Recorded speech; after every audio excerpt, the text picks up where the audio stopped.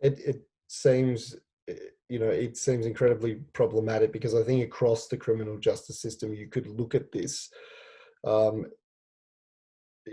in terms of Indigenous people and non-Indigenous people, in terms of where you would apply restorative justice and where people entering the criminal justice system becomes incredibly counterproductive.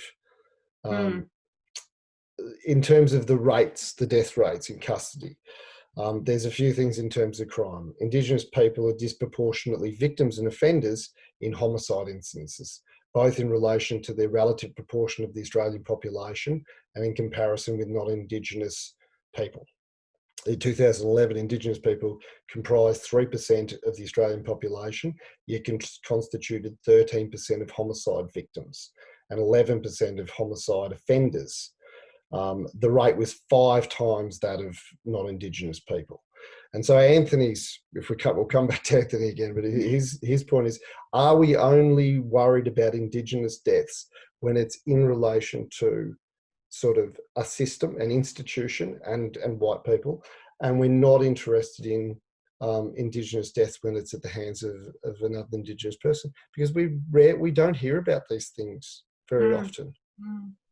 Yeah, I mean, a few things to say about that. I agree that Indigenous victims, like many victims, are not treated at all well by the criminal justice system. I think the criminal justice system is very focused on punishment and not the rights of victims, not the rights of victims in courts, not the rights of victims in terms of compensation or in terms of being able to provide greater direction on the sentence.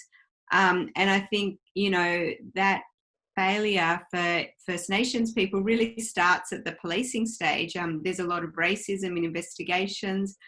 We saw this with the Barraville murders in New South Wales of 3 young Aboriginal children and young people. So I do feel like the system's sorely tested, and there needs to be more prominence for putting a name to those Aboriginal victims. So I don't say that we should only be concerned with the lives of First Nations people who die in custody. No, all their lives matter. But the other thing I wanted to say was that when we say that Aboriginal people die in, say, family violence or homicide, we can't assume that the perpetrator is Aboriginal. Many Aboriginal women are in are in relationships with non-Aboriginal men who die of homicide, but also, for instance, Aboriginal children. There've been, key cases like Elijah Doherty and young boys in Northern